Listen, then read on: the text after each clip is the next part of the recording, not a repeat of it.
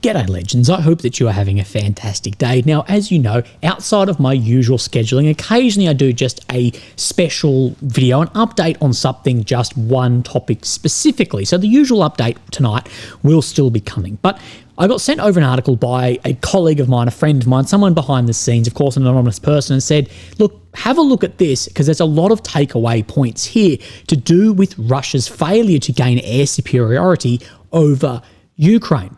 And we have been, and I have been, incredibly critical of the Russian forces not being able to do this. And what we saw yesterday, or the day before, was then this declared victory over the Houthis. And of course, both sides are claiming this. But some very interesting topics around here about air superiority. And what I want to sort of revisit is, were we a little bit unfair about this assessment? Because what examples do we really have against modern air defences? So I wanted to go over this, have a look and rethink that, because many, many times, and I still hold this to a degree, that of Russia's, there's really four services, but let's call it three traditional services of Navy, Army, Air Force, is the biggest failure. And the biggest failure to the Army was the Air Force in the invasion of Ukraine. We've been highly outspoken about that failure. And even internally in Russia, there's been a lot of speaking out from guys like Fighter Bomber about this too. But this is what we wanted to go over, was Russia's large losses in air power in the beginning, not being able to gain air superiority, then throughout the war. Russia has had air dominance throughout the war, definitely dominant in the air. Again, this is a sliding scale here, and of course localized superiority in sectors. But let's go over this, because why Trump suddenly declared victory over the Houthi militia from the New York Times. The militant group in Yemen was still firing at ships and shooting down drones, while US forces were burning through munitions. And more recently, what we have seen is in the India-Pakistan, I'll call it a skirmish at the moment, is that we did see Pakistani claim J-10C, so a Chinese fighter aircraft or air defense, but we'll go on that it's one of those, took out at least one, like minimum of one, of India's best aircraft, and one of the best aircraft in the world, of a French Rafale.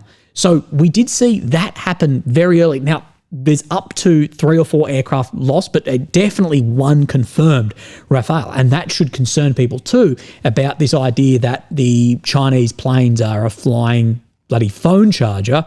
Well, that's proven to be incorrectly, and that isn't the newest, that's an export variant of a bit of an older aircraft compared to the top-of-the-line stuff rolling out for China's domestic forces. And from the source here, he said to me, look, the US, they lost another MQ-9 Reaper today, and that is approximately, since October the 7th, 27 now in total.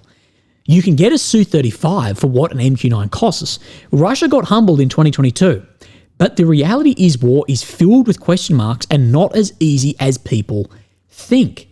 And as I said, this is the first time we've seen modern air defences come into play. And what we really said in the beginning, and what we've sort of reiterated through the war, is that we have said that this is pure just Russian Air Force incompetence, when it may have really been a two-pronged issue. Because the failure to gain air superiority over Yemen, of course, much lesser war, but also much lesser adversary as well, gives us a lot of idea here, because have we really seen modern aircraft go up against modern defences to base our idea of how that looks off? So let's go over this, not incomplete, but in the relevant parts I want to speak about. Trump, to reopen shipping in the Red Sea by bombing Houthi militant group in submission. President Trump wanted to see results within 30 days of the initial strikes 2 months ago. But the results, they're not there. The United States had not even established air superiority over the Houthis. And then again, this is what I say, is a lot lesser enemy, but also a lot lesser force, where I think the equivalent of much larger enemy, but much larger than effort of force too, it's probably fairly equal, if that makes sense. Instead, what was emerging after 30 days of stepped-up campaign against the Yemeni group was another expensive but inconclusive American military engagement in the region. Yeah, the Houthis shot down several American MQ-9 Reaper drones and continued to fire at naval ships in the Red Sea. Not since the date we're talking about, though, okay? We're backdating back to October 2023. Oh, my God, so long ago. Including firing at an American aircraft carrier. And the US strikes burned through weapons and munitions at a rate of about $1 billion in the first month alone. That is, those munitions and weapons were worth $1 billion, but not if you were to put in the expenses of having carriers there, salaries of guys on the carriers, the cost of having just feeding guys, thousands of guys on carriers, it'll probably by way more than double that figure. It did not help that two $67 million FA Super Hornets from America's flagship aircraft carrier tasked with conducting strikes against the Houthis accidentally tumbled off the carrier into the sea. By then, Trump had enough. I laugh every time I see the memes of like a scuba diver and it'd be like American pilots going to get their plane. Again, we love a bit of humour. Don't take it so seriously. Mr. Witkoff, Trump's special envoy to the Middle East, who was already in Omani-mediated nuclear talks with Iran, reported that Omani officials had suggested what could be the perfect off-ramp to Trump on the separate issue of the Houthis. The US would halt the bombing campaign and the militia would no longer target American ships in the Red Sea. So we won't bomb you, stop targeting our ships. So of course they can come through from the Gulf of Aden into the Red Sea and then of course into the Mediterranean. And this is where we see this much larger picture of Iran then weaponizing the Houthis in Yemen to then make areas like Russia's North Sea fleet, North Sea route, not North Sea fleet, North Sea route look more than attractive because it is the shorter way. US CENTCOM officials received a sudden order from the White House on May 5 to pause offensive operations. Announcing the cessation of hostilities, the president sounded the most almost admiring about the militant Islamist group, despite vowing earlier it would be completely annihilated. We hit them very hard, and they had great ability to withstand punishment. You could say there was a lot of bravery there. They gave us their word that they would stop. I wouldn't be shooting at ships anymore, and we honoured that. Again, it has never and you will never win a war by just air power, regardless of how powerful it is. Armies win wars. Navies and air forces support the army to win a ground battle. By early March, Mr. Trump signed off on part of the general guerrillas plan, airstrikes against Houthi air defense systems and strikes against the group's leaders. This was in Operation Rough Rider. At some point, this 8 to 10 month campaign was given just 30 days to actually just show results. In those first 30 days, remember, well over $1 billion of then expenditures here. The Houthis shot down 7 American MQ-9 drones in that 30 days, but higher 20s when we go back from where this really then all kicked up, hampering Central Command's ability to track and strike the militant group. Several American F-16s and F-35 stealth fighter jets were nearly struck by Houthi air defenses, making the real possibility of American casualties. So again, these jets, the most advanced jet in the world, the F-35 or fighter jet in the world, at real threat from this as well. So what I'm trying to get at here, we may have been very lent one on that one prong of incompetence rather than, hey, modern air defenses, even in very large attacks, are incredibly deadly as well.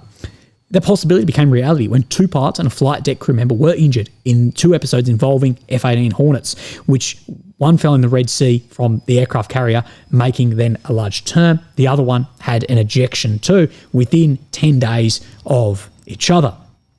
Now, American strikes had hit more than 1,000 targets and a dozen senior Houthi leaders had been killed against command centres and air defence systems, but the cost was staggering and again didn't achieve air superiority, at least by this article. The Pentagon had deployed 2 aircraft carriers, additional B-2 bombers, so long-range nuclear-capable, most expensive aircraft in the world, and fighter jets, as well as Patriot and THAAD air defences to the Middle East. Officials acknowledged privately by the end of the first 30 days of the campaign that it had exceeded $1 billion, and that so many precision munitions were being used, especially advanced long-range ones, that some Pentagon contingency planners were growing increasingly concerned about the overall stocks and the implications for any situation in which the US might have to ward off an attempted invasion of Taiwan by China.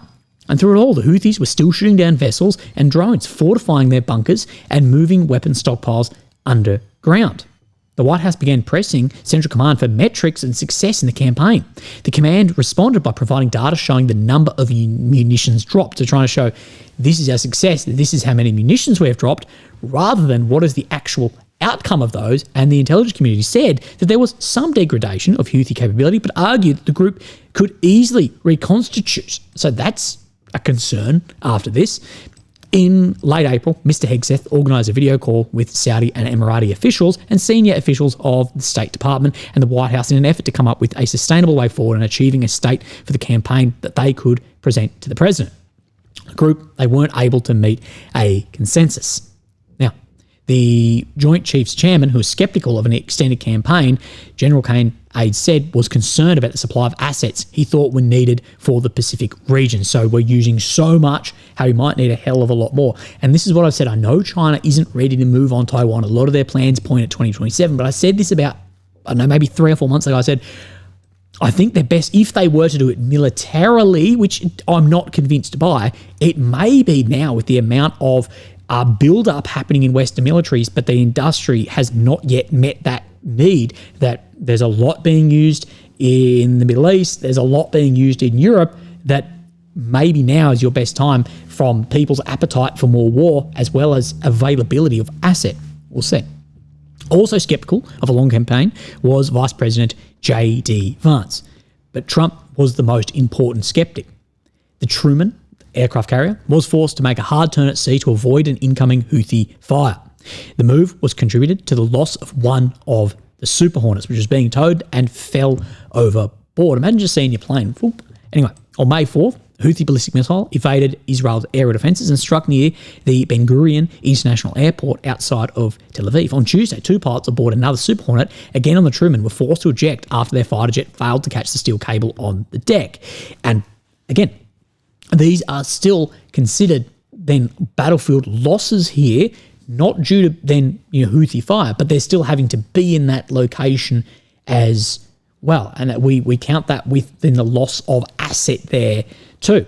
Trump had decided to declare the operation a success. Houthi officials and their supporters swiftly declared victory too, spreading a social media hashtag that read, "Yemen defeats America." Now, what I will say in this, and I know America didn't go full on into this and have guys on the ground and this, that, like Afghanistan or like Vietnam and other failed missions like that, or the Soviets in Afghanistan too. But what I will say is what Mr. Kissinger says. The guerrilla wins if he does not lose. The conventional army loses if he did not win. And the Houthis did not lose, and America did not win. So by that metric, they're still there. Anyway, legends. I hope that you are having a fantastic day. Thank you for joining in on this special episode, and I'll speak to you again tonight. Okay, bye-bye.